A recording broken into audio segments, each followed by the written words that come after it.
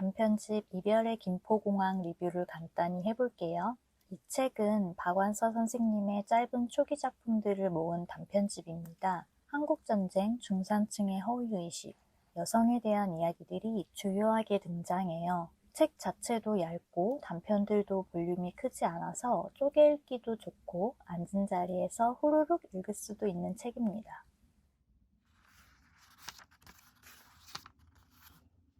실려있는 4편의 단편이 모두 재미있었어요. 개인적으로는 지렁이 울음소리가 특히 기억에 남아요. 표제작이자 시작하는 단편인 이별의 김포공항에는 미국으로 가는 욕쟁이 할머니가 등장합니다. 욕설과 다소 거친 문장들에 처음엔 조금 놀라기도 했어요. 미국행 비행기에 올라타는 할머니의 모습이 겉으로는 화려해 보일 수 있으나 실은 얼마나 고독한지 보여주며 이야기는 끝납니다. 지렁이 울음소리는 행복과 불행에 관해 이야기해요. 현재의 편하고 심심한 생활을 깨고 싶은 주인공 수기와 별명이 욕쟁이였던 선생이 등장합니다. 주인공 수기는 사회를 비판하며 신랄하게 욕을 뱉던 선생의 예전 모습을 보고 싶어 하지만 욕쟁이 선생은 스스로가 불운을 잡았다 말하며 그때와는 다른 모습을 보여주죠. 수기가 욕쟁이 선생과의 만남을 반복하며 지금과 다른 삶을 상상하는 부분이 재미있었어요. 기억 속의 선생을 통해서 답답한 현실을 해소하고 싶어 하지만 정말로 삶의 변화가 일어나기를 바랄까? 의구심이 들기도 했어요. 실제가 된다면 그걸 받아들일 수 있을지도요. 수기는 상상을 할 뿐 실행하지 못하거든요. 카메라와 워커도 굉장히 재미있게 읽었어요. 전쟁 이후 산업화 시대에 세대 간의 갈등을 그리고 있습니다. 제목처럼 카메라와 워커가 이상과 현실로 명확하게 대비되고 그 사이에서 주인공은 혼란에 빠지게 됩니다. 지금 시대에서도 여전히 적용될 수 있는 이야기라고 느껴서 몰입할 수 있었어요. 부끄러움을 가르칩니다에서는 급격하게 맞이한 근대화 속에서 사라진 도덕성, 윤리 등을 묻습니다. 가난과 굶주림에 찌든 어머니의 대사들이 굉장히 폭력적인데요. 그렇게 등살에 떠밀리듯 나아가야만 했던 시대를 거쳐 점점 속물적으로 부나 명예를 쫓는 데 익숙해진 사회가 됩니다. 주인공은 일본 관광객들에게 소매치기를 조심하라 경고하는 말을 알아듣고 부끄러움을 느끼며 이야기가 끝이 나요. 잃어버린 인간성을 되찾아야 하지 않겠냐는 메시지를 던집니다. 끝에 실린 강하길 작가의 추천글까지도 재미있게 읽은 책이었어요.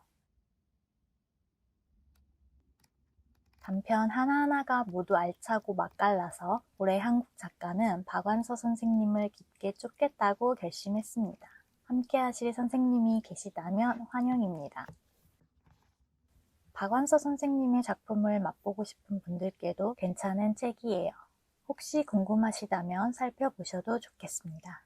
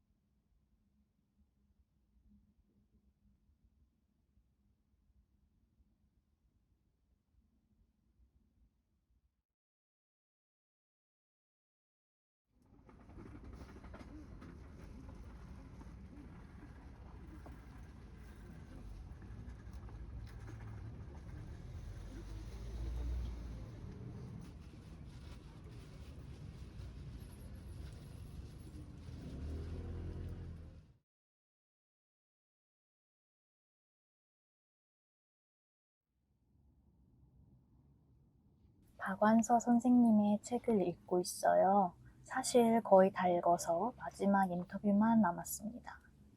이건 마음산책에서 나오는 말 시리즈이고 한 작가의 인터뷰를 묶은 책이에요. 제가 이 시리즈를 좋아해서 여러 권 소장하고 있는데요. 이 책은 언젠가 과거에 내가 사두기만 하고 안 읽은 책입니다. 얼마 전 단편집을 읽고 생각나서 펼치기 시작했어요. 인터뷰집이라서 자세한 리뷰는 하지 않을 거지만 그래도 영상으로 남겨둡니다.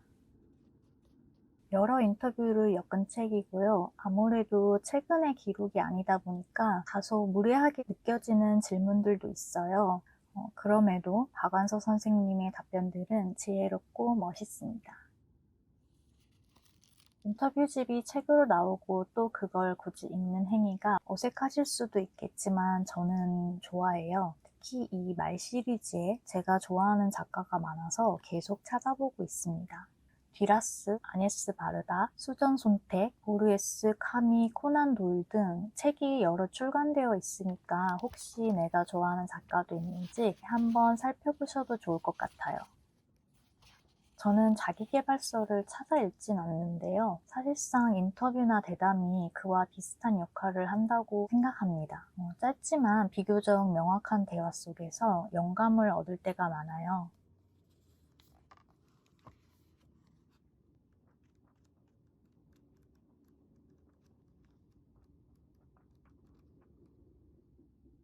책에는 남녀에 관한 어그로성 질문이 꽤 있는데요.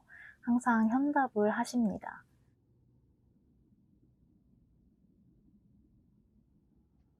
피천득 선생님과의 대화가 마지막 장이에요. 후딱 읽어보도록 할게요.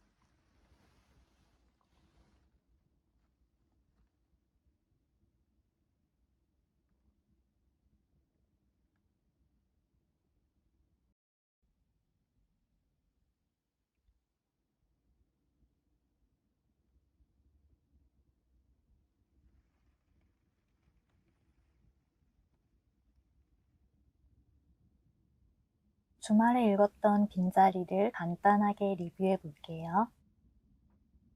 이 책은 작가 크리스티앙 보뱅이 먼저 떠난 연인을 향해 남긴 기록입니다. 보시다시피 정말 얇은 책이에요. 저는 1984 북스를 아니에르노 책으로 알게 되었는데요. 보뱅의 책이 여러 시리즈로 출간되어 있습니다. 보뱅의 글을 읽는 건 이번이 처음이었어요. 주말 동안 후루룩 읽을 책을 찾다가 골랐습니다. 보뱅은 소설가라기보다 산문 시인에 가깝다고 해요. 책은 짧은 단상 같기도 하고 편지 같은 느낌도 들었어요. 한국어 제목은 빈자리이지만 프랑스 원제를 직역하면 그 누구보다 살아있는 뜻이라고 하네요. 어쩌다 보니 최근 죽음이나 상실에 관한 책들을 연달아 읽고 있는데요. 이 책은 남겨진 사람의 관점이에요. 결핍과 부재 속에서 존재의 의미를 찾습니다.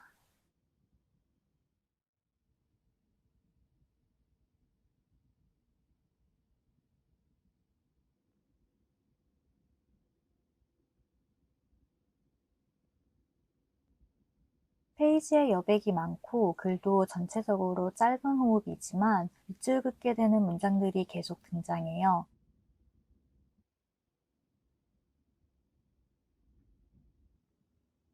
저는 우리는 결코 우리가 있다고 여기는 곳에 있지 않다. 존재하는 것 속에서 우리는 결핍을 본다. 라는 문장들이 기억에 남네요. 고요하고 음미하기 좋은 책이었어요.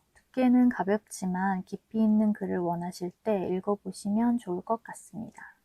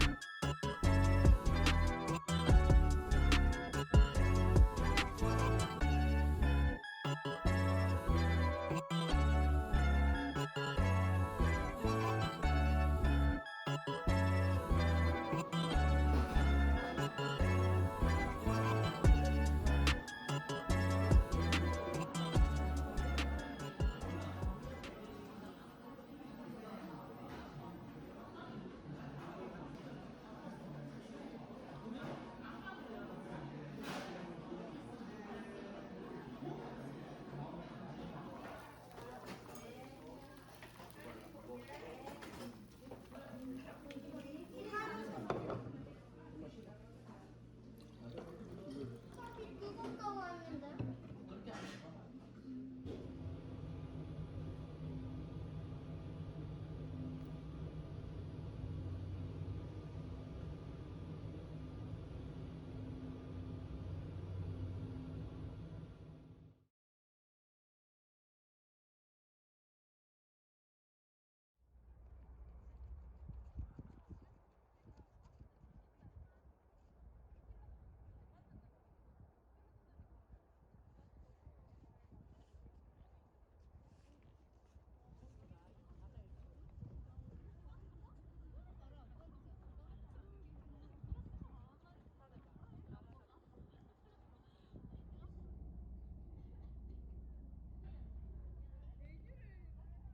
지금 어디 가나?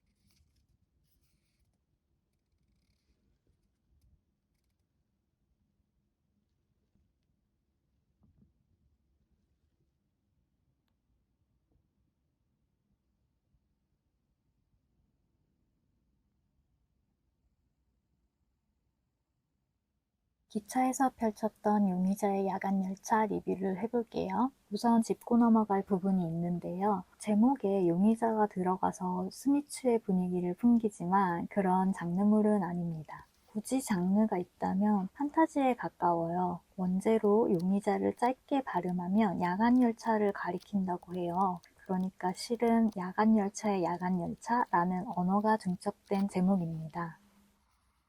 아와다 요코 책을 제가 몇 번 소개하기도 했었죠. 신간도 사서 어떤 걸 읽을까 고민하기도 했고요. 작가가 이중 언어를 구사하고 언어에 대한 이야기가 주요한 특징인데요. 이 작품도 그런 특징이 잘 살아 있습니다.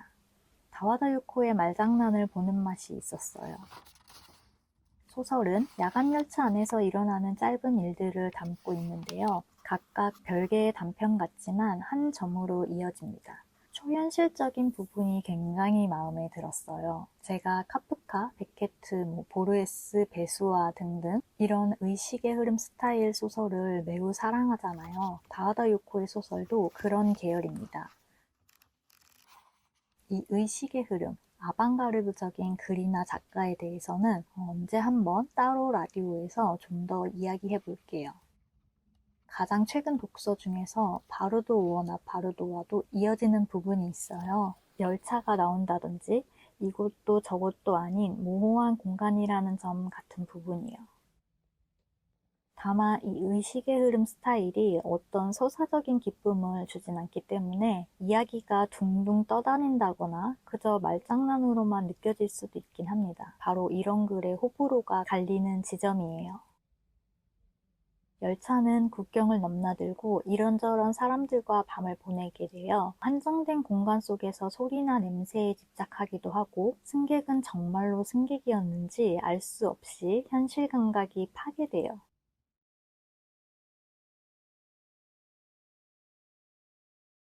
주인공은 당신이라는 2인칭으로 불리는데 결국은 나입니다. 이 당신이라는 단어가 굉장히 낯설고 어색하게 느껴져요. 그런데 바로 이런 표현 방식이 다와다 요코의 장기이자 이 소설의 매력입니다.